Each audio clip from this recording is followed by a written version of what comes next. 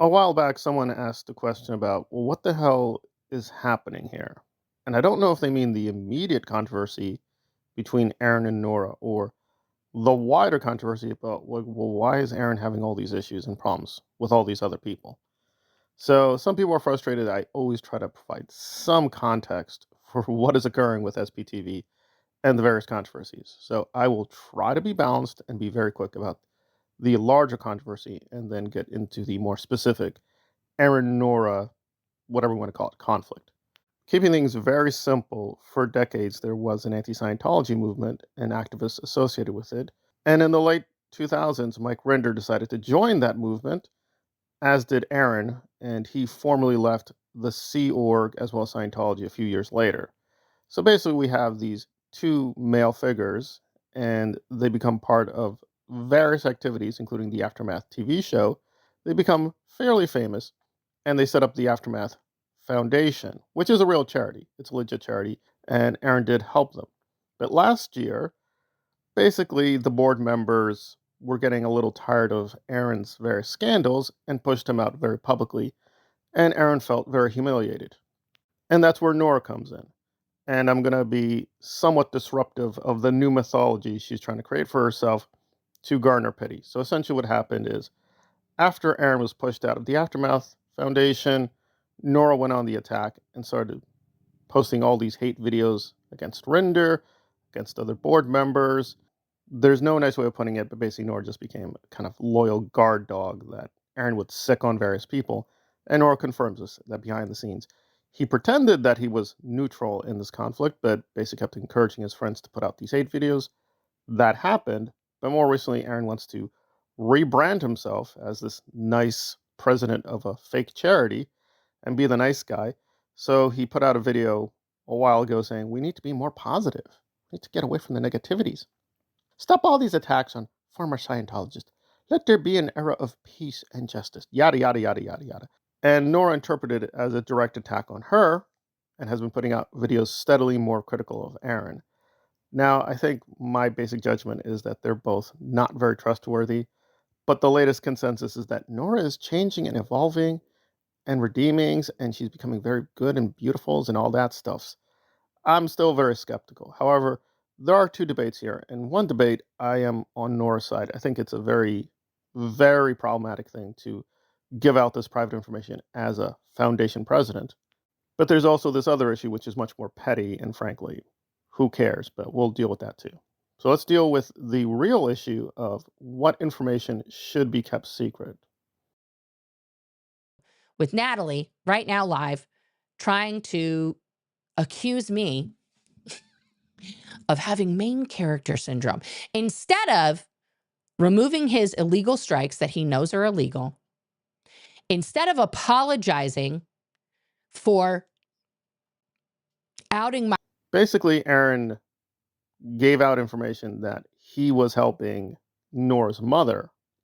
Now, Nora's getting all melodramatic that he's breaking the law. Well, maybe, maybe not. I mean, what Aaron has is a not-for-profit corporation, and they have a lot of leeway that charities do not have. Now, if this was a legit public charity, she might have a point, and they could possibly get rid of its 501 status.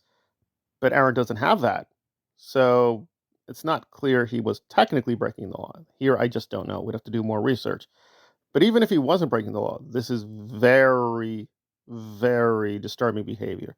Because again, the whole point of giving all this confidential information is that it will be kept confidential. You're not supposed to be giving out this information. Now, to be fair, Aaron didn't give out all the information, right? He only let it be known that they were helping Nora's mother.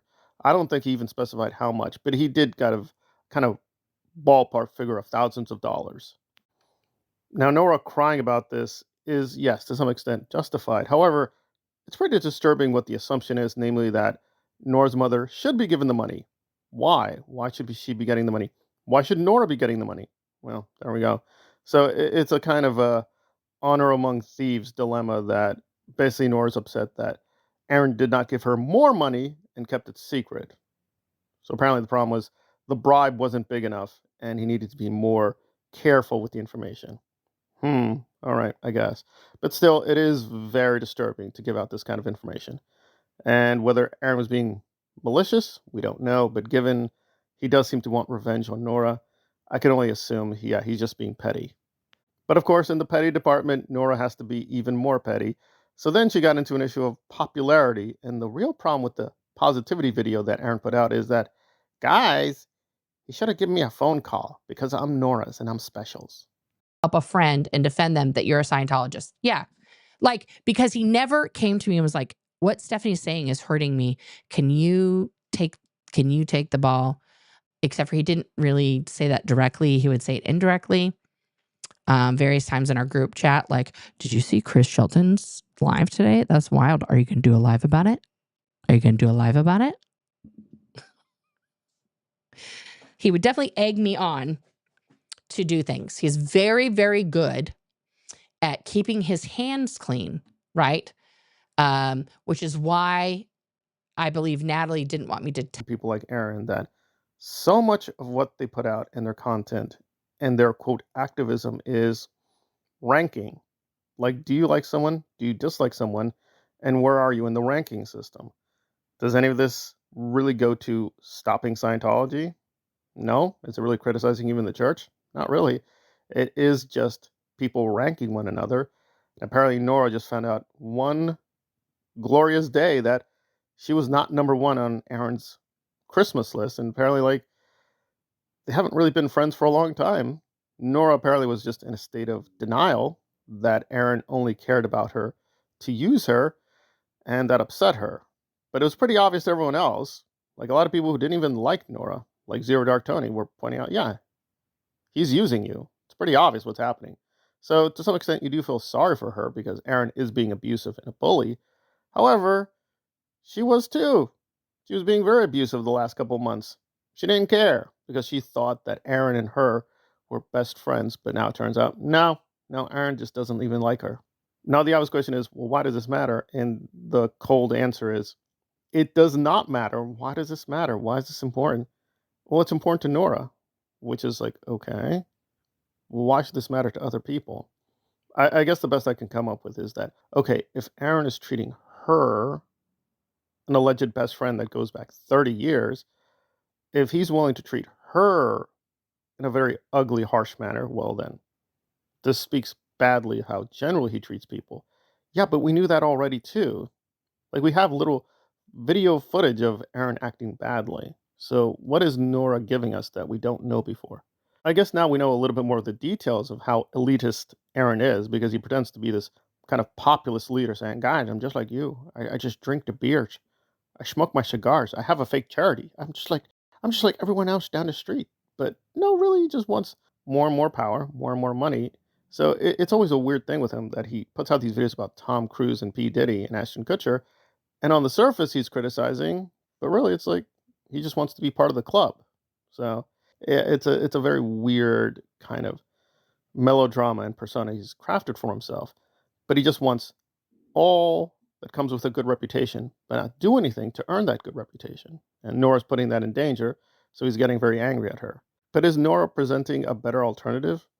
Not so far. I mean, it's good that she's become more recently sensitive about how narcissistic leaders abuse people. I mean, that's good.